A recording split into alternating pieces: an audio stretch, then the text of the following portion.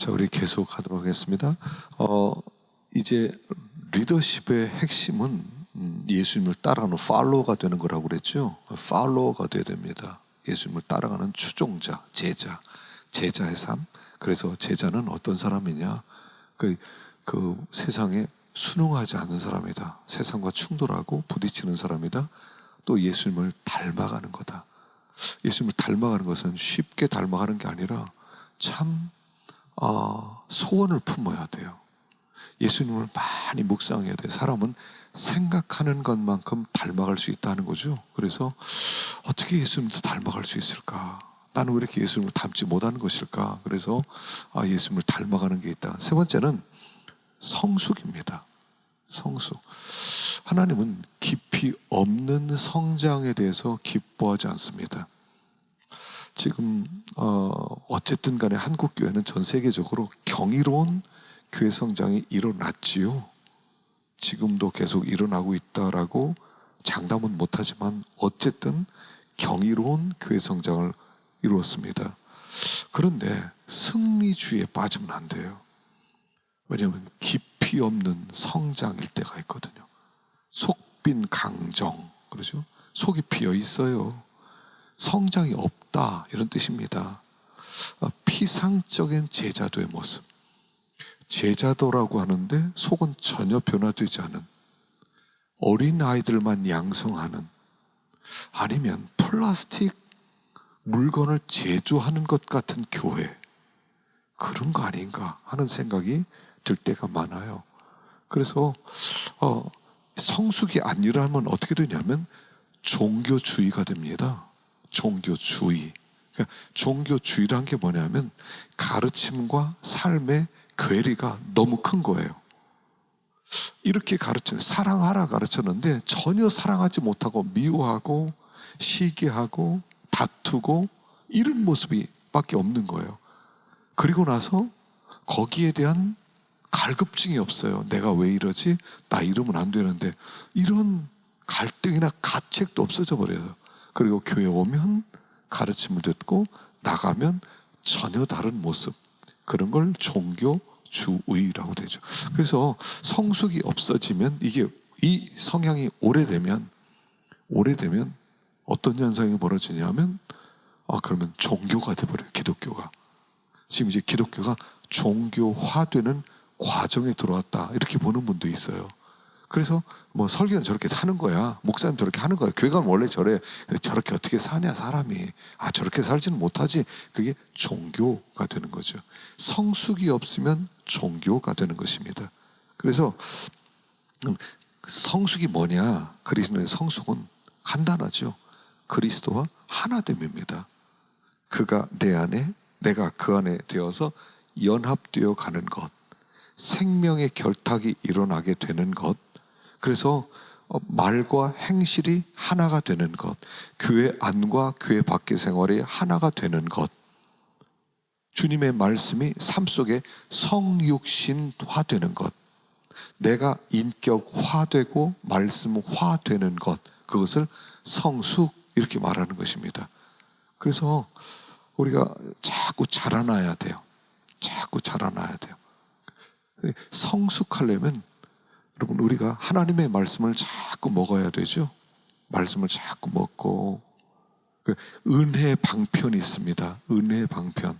그 은혜 방편 중에 중요한 것이 말씀과 기도입니다. 말씀과 기도로 자꾸 자기를 하나님의 사람으로 그렇게 변화되고 익숙한 사람이 되도록 그렇게 만들어 가야 된다 하는 것입니다. 그래서 우리 디도서에서도 보면 이 바울이 디모데나 디도에게 했던 얘기가 뭐냐면, 네가 정말 성숙하고 있다는 것을 모든 사람이 알도록 해라. 그래야 네가 목회할 수 있다. 우리 목사님은 하나도 안 변해. 그리고 우리한테 맨날 변화되라고 그래. 그럼 그 교회는 정체 현상이 일어나요. 부흥이 일어나지 않아요. 그러면 교회는 위기에 빠지게 되죠. 그래서 제자는 예수님과 같이 하나 되는 성숙한 사람이다 하는 겁니다. 네 번째, 단순한 삶이에요. 단순한 삶. 이 단순한 삶이란 뭐냐면 돈과 소유에 대하여 전적으로 낮아지는 삶이에요. 마태복음 10장 9절에 보면 너희 전대 금이나 은이나 동을 가지지 말고 여행을 위하여 배낭이나 두버롯이나 신이나 지팡이를 가지지 말라. 이는 일꾼이 자기의 먹을 것 받는 것이 마땅함이라. 마땅함이라. 단순한 삶. 예수님은요 가난했어요. 예수님은 나중에 십자가에서 옷까지 벗겨서 로마 군인들이 그걸 갖다가 나눠 가졌어요. 그걸 옷까지 벗겼어요. 예수님은 십자가에서 두 손 펴고 두 발 펴고 아무것도 걸치지 않은 그런 비어있는 모습으로 세상을 떠나셨다는 거죠. 이 우리에게 보여주는 겁니다. 결국 목회자는 돈을 극복해야 돼요. 제가 목회하면서 제일 힘든 게 뭐냐면 돈을 극복하기 어려워요. 여러분, 교인들이 또 세상 사람들이 목사를 볼 때 저 진짜냐 가짜냐 할 때 저 사람은 돈을 무서워하냐 무서워하지 않냐를 봐요. 목사도 돈 무서워하거든요. 그럼 가짜예요. 돈 벌려고 목회해요? 사례비 더 많이 벌기 위해서 더 큰 교회를 해야 돼요? 가짜예요. 이게 극복하기가 너무 어려워요. 그 뜻은 뭐냐면 돈 없어야 된다 그런 의미가 아니라 나는 예수로 충분하다 하는 그 믿음이라는 거죠. 심플 라이프예요. 단순함. 세상의 즐거움을 내가 다 누리면서 나도 한번 안 믿는 사람 못지않게 나도 예수 믿고 이렇게 잘 됐다는 걸 보여주고 싶다. 목사로 보여주지 말라는 거예요. 이게 가슴 아픈 거예요. 기독교가 지금 한국 기도가 연약한 점이 돈에 약해서 그래요. 돈 그러면 쩔쩔매요. 돈 주면 모든 일을 다 해요. 돈에 매여 살아요. 이게 우리들의 큰 문제라는 겁니다. 그래서 예수님은 나를 따라와 그럼 너 가난하게 사는 거야 이걸 얘기하는 거예요. 반발하는 분들도 있겠죠. 주님을 따라가서 많이 줄 수도 있다. 물론 우리가 청지기로서 하나님이 맡겨주셔서 축복의 통로로 쓸 수 있습니다만 그러나 기억하세요. 그러나 우리가 비워야 된다는 거예요. 비워야 된다는 거예요. 원래 기독교의 원래 모습은 탁발교단이죠. 탁발. 여러분, 탁발은 거지들이 빌어먹을 때 들고 다니는 바리떼를 들고 구걸한다는 길거리에서 구걸하는 거예요. 빌어먹으며 전도했어요. 초대교회 전도자들은 먹을 것 없이 다녔어요. 그리고 어느 집에서 와서 우리 집에 좀 머무십시오. 그럼 그 집에 주는 대로 밥 먹고 거기서 잠자고 또 복음 전했어요. 그리고 거기에서 복음 전하다 보면 또 떠나요. 오라고 하는 데가 있으면 가고 오라는 데 없으면 거기서 또 굶고 기도하고 들판에서 자고 그게 순회 전도자였어요. 그게 심플 라이프예요. 근데 우리는 지금 자꾸 싸우려고 그러잖아요. 어떻게 하면 돈 벌까? 유튜브를 만들어가지고 어떻게 좀 돈 좀 벌어볼까? 그런 꿈들 가지고 있잖아요. 책 좀 써가지고 돈 좀 벌어볼까? 큰 교회 가지고 좀 사례 좀 많이 받아볼까? 이거 우리 꿈 아니에요? 제자의 모습 전혀 그게 아니에요. 프란시스코의 일생의 기도 제목은 하나였답니다. 내 주여 나의 전부여. 내 주여 나의 전부여. 소아의 테레사는 뭐라고 그러냐면 나는 예수 한 분만 사랑하기 위해 태어난 목숨이다. 예수 한 분만 사랑하기 위해 태어난 목숨이다. 프란시스는요 식사 초대를 받으면 맛있는 식사에다가 젤을 뿌려서 맛을 없애고 먹었다는 거예요. 울고 또 울고 너무 울어서 말려내는 소경이 되었다는 거예요.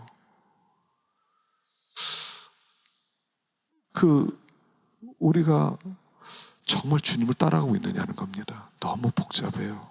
우리는 마음이 너무 복잡해요. 일이 너무 많아요. 기도할 시간이 어디 있어요? 성경 읽을 시간이 어디 있어요? 마음은 이미 분주해졌어요. 어떻게 주의 종된 삶을 살아갈 수 있겠느냐, 제자된 삶을 살아갈 수 있겠느냐 하는 것입니다. 단순한 삶, 예수 한 분이면 족합니다 하는 그런, 여호와는 나의 목자시니 내게 부족함이 없으리로다, 이 말씀이 우리의 삶에 그대로 구현되는 삶, 이게 단순한 삶이죠. 우리는 광야에 지금 있어요. 광야가 너무 복잡해졌어요. 목회자는 복잡하면 목회 못합니다. 하나님의 세미한 음성 들어야 되는데 복잡한데 어떻게 들어요? 하나님의 음성을, 세미한 소리를 들으려면 단순해야 되죠. 다섯 번째입니다.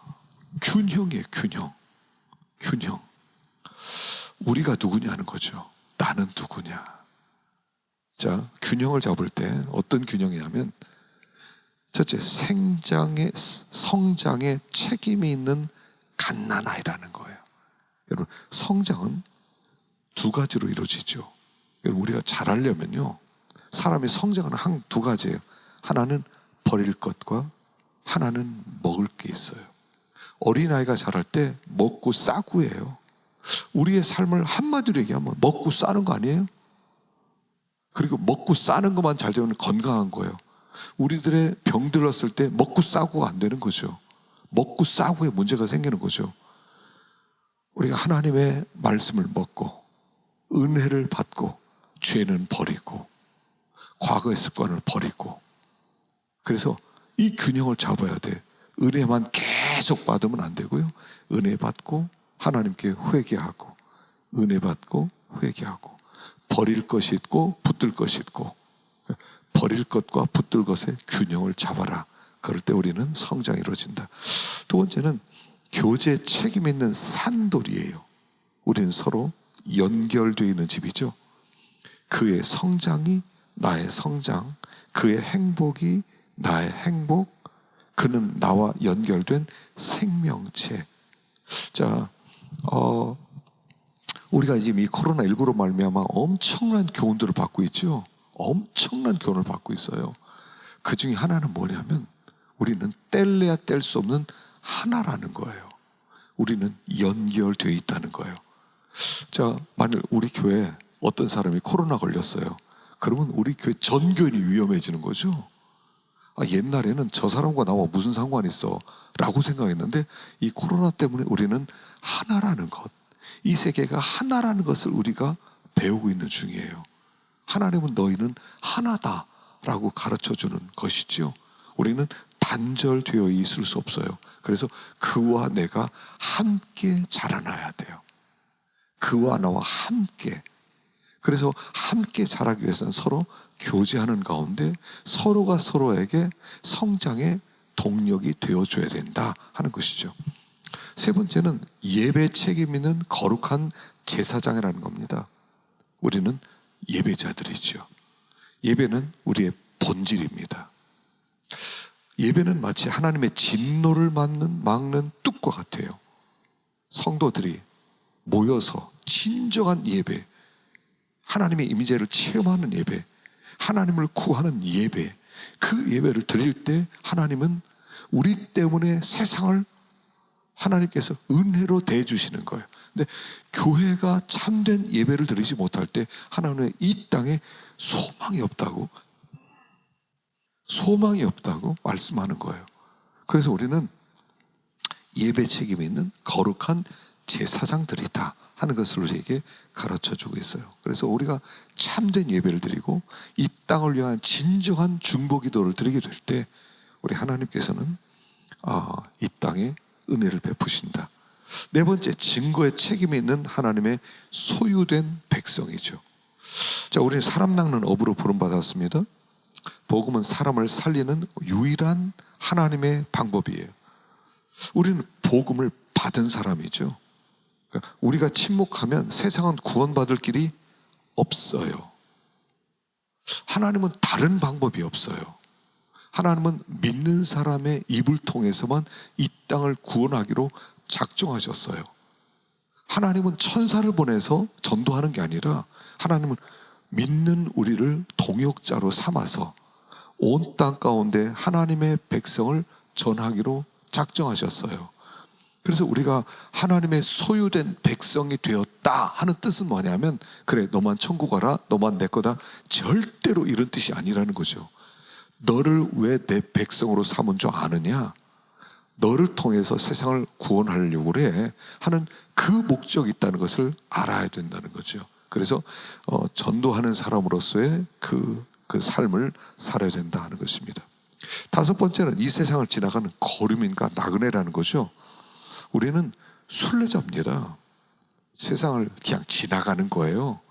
순례자는 사는 게 아닙니다. 뭐 성지 순례 하면은 거기 가서 사는 게 아닙니다. 돌아보고 오는 겁니다. 우리는 이 세상에 잠깐 왔다 가는 사람입니다. 그런데 잠깐 오면서 갈 때 그 바울을 향해서 뭐라고 그럽니까? 저건 전염병이라고 그랬어요. 연병이라. 전염병을 퍼뜨리는 사람이라는 거죠. 여러분, 이 코로나가 굉장히 강력한 전염력을 가지고 있습니다. 엄청난 전염력이죠. 근데 이 복음은 사실은 그와 비교할 수 없는 더 놀라운 전염력을 가지고 있는 능력이에요. 복음에 접촉된 사람은 다 감염이 돼야 돼요. 근데 우리는 복음의 사람인데 감염을 못 지킨다는 거죠. 우리를 보고 사람들이 감동도 받지 않고 충격도 받지 않고, 뭐가 잘못된 겁니까? 복음은 코로나보다 더 강력한 전염병을 가진, 힘을 가진 그런 능력이다, 기억해야 됩니다. 여섯 번째, 그 시민이 되어야 하는 하나님의 종이라는 거죠. 하나님의 노예들입니다. 하나님께 절대로 순종하는 심부름꾼들. 여러분, 모세 별명이 뭐냐면 하나님의 종이라는 별명이 있었어요. 바울은 이걸 너무 부러워해서 그리스도 예수의 종 바울은, 그래서 사실 이 바울이 그리스도 예수의 종 할 때는 모세를 흉내는 겁니다. 하나님의 종이라고 이렇게 하나님이 아예 대놓고 몇 번이나 말했던 사람은 사실은 모세 외에 없어요. 하나님의 종 많이 썼지만, 그러나 다윗에게도요 한 2번 정도밖에 안 썼고요, 여호수아에게도 한 2-3번밖에 안 썼어요. 하나님의 종이라는 엄청난 특권의 그런 별명이었는데 바울이 너무 부러워해서 내가 그리스도 예수의 종 그랬습니다. 그래서 우리는 진정한 하나님 나라의 백성이라면 하나님의 종으로 살아야 되는 것을 우리에게 가르쳐 줬죠. 자, 여섯 번째, 제자도 여섯 번째, 죽음입니다. 죽음. 기독교는 생명, 즉 영원한 생명, 최고의 생명을 주는 그런 종교입니다. 여러분, 기독교의 가장 큰 차이는 뭐냐면 생명이에요. 부활이죠. 그래서 우리가 주님을 따라간다 그럴 때는 죽기 위해서 따라가는 겁니다. 아니, 시작할 때 죄에 대하여 죽은 자로 따라가고 마침내 순교자로 마무리를 하는 겁니다. 그러니까 우리 신앙생활의 시작부터 끝까지 뭐냐면 죽음이에요. 죽음이에요. 예수님을 따라간다 그랬을 때 살기 위해서 따라가는 게 아니에요. 죽기 위해서 따라가는 거예요. 나를 따라오려거든 자기를 부인하고 자기 십자가를 지고 나를 쫓을 것이니라. 근데 십자가를 지고 따라오라는 얘기가 뭡니까? 십자가를 지고 따라가면 그 끝에 거기에 못 박혀 죽는 거죠. 그래서 본페퍼가 그 옥중서신이라는 그 책에서 얘기하죠. 주님이 우리를 부르신 것은 죽으라고 부르신 것이다. 살라고 발버둥 치라고 하는 것이 아니라, 신앙은 이미 생과 사의 문제를 해결함 받은 사람들이 그리스도인이에요. 우리는 삶과 죽음의 문제를 해결함 받은 사람, 이미 영생을, 생명을 받은 사람. 우리는 이미 생명을 받은 사람이에요. 이미 생명을 받은 사람이기 때문에 우리가 더 이상 이제 나 죽을까 봐 무서워, 나 굶을까 봐 무서워, 나 맞을까 봐 무서워, 나 욕먹을까 봐 무서워, 아직 선을 못 넘었어요. 진정한 복음을 깨닫지 못했어요. 진정한 복음을 깨닫는 것은 뭐냐면 그걸 뛰어넘는 거거든요. 그걸 뛰어넘는 거예요. 그래서 성경 근본적으로 근데 그 죽음이 생명의 끝이 아니라 생명으로 가는 문으로 보아줘요. 그래서 죽는다는 것은 뭐냐면 내가 죽는다는 것은 새로운 생명의 세계로 들어가는 거예요. 죽음은 하나님이 우리에게 주시는 최고의 선물이에요. 죽어야 돼요. 결국 천국 가려면 죽어야 돼요. 여러분 꽃이 그대로 있으면 열매를 못 맺어요. 열매를 맺으려면 꽃이 떨어져야 돼요. 꽃이 떨어져야 돼요. 꽃이 떨어져야 열매를 맺는 거죠. 화락결성실이란 말이죠. 화락결성실. 꽃이 떨어져야 열매를 맺는다. 내가 죽어야 열매를 맺는 거예요. 영생으로 들어가는 거예요. 그러니까 예수님의 제자가 된다는 것은 죽음의 문제를 해결하고 주님의 뒤를 따라가는 사람이다, 이런 뜻입니다. 이 제자도 6가지, 그 다음에 여러 가지도 말할 수 있겠지만 한 이 6가지 이 제자도를 우리가 깊이 생각하면서 정말 이런 제자가 되면 리더가 될 수 있다는 거예요. 이렇게 주님의 철저한 팔로워가 되면 교인들은, 하나님의 백성들은 믿고 따라갈 수 있는 리더로 인정해 준다는 거죠. 그래서 리더십은 결국 제자도다 하는 얘기입니다. 자, 우리가 세 번째로 생각할 것은 이제 유다서가 보여주는 리더십 개발의 원리예요. 여러분, 유다서에는요, 유다서가 이렇게 그 안에 어떻게 리더십을 개발할 수 있느냐 하는 그런 원리에 대한 내용이 있거든요. 그래서 한번 우리가 한번 살펴보겠습니다. 첫 번째, 영적 지도자의 정체성이 1절에 나와요. 자, 예수 그리스도의 종이요 야고보의 형제인 유다는 부르심을 받은 자, 곧 하나님 아버지 안에서 사랑을 얻고 예수 그리스도를 위하여 지키심을 받은 자에게 편지하노라. 자, 영적 지도자는 누구냐? 첫째, 부름받은 사람이라는 거예요. 먼저 부름받아야 돼요. 주님이 우리를 불러주셔야 돼요. 하나님의 자녀로 우리를 불러주시고 하나님의 백성으로 불러주시고 하나님을 섬기는 종으로 불러주셔야 돼요. 하나님 우리를 불러주심으로 말미암아 내가 주님 앞에 반응하는 거죠. 그래서 우리가 그 하나님께 이 소명을 받는 겁니다. 그래서 리더는 부름받은 하나님, 나를 불러주셔서 감사합니다, 이게 있어야 되고요. 두 번째는 사랑받는 자 그랬어요. 사랑을 얻고, 하나님의 사랑을 받은 사람, 리더는 사랑을 깨달은 사람, 이 사랑의 크기를 크게 깨달은 사람은 큰 리더가 될 수 있어요. 그러나 이 사랑을 적게 깨달은 사람은 적은 리더가 될 수 있어요. 얼마나 사랑을 많이 받았느냐. 하나님은 무한한 사랑을 모든 사람에게 보여주셨어요. 그러나 깨닫는 정도가 다르더라 하는 거예요. 사랑을 받은 자입니다. 지키심을 받는 자 그랬어요. 지키심을 받는 자. 우리는 하나님의 지키심을 받는 자들입니다. 하나님이 뭐라고 그랬어요? 너희를 건드리는 자는 내 눈동자를 건드리는 것이다. 내가 너의 이름을 내 손바닥에 새겼다. 네가 불 가운데 일어날 때 불이 너를 태우지 못하고 내가 너 물 가운데 일어날 때 너 물이 너를 침몰치 못할 것이다. 여러분, 우리가 가는 길에 위험이 없다고 한 적은 한 번도 없어요. 사망의 음침한 골짜기를 다닐지라도 사망의 음침한 골짜기가 없다고 안 했어요. 우리에게는 위험이 있어요. 어려움이 있어요. 그런데 그 속에서 우리를 지켜주시겠다라고 약속하셨다는 사실입니다. 지키심을 받는 자들이다. 하나님의 돌보심을 받는 사람들이다. 그들이 주님의 제자다 하는 것입니다. 자, 영적 지도자의 조건이 있습니다. 조건. 제2절에 보면 긍휼과 평강과 사랑이 너에게 더욱 많을지어다. 자, 지도자 조건은 3가지가 있어야 돼. 긍휼, 평강, 사랑. 세 가지가 있어야 돼요. 첫째는 긍휼이 있어야 돼요. 헤세드가 있어야 된다는 얘기예요.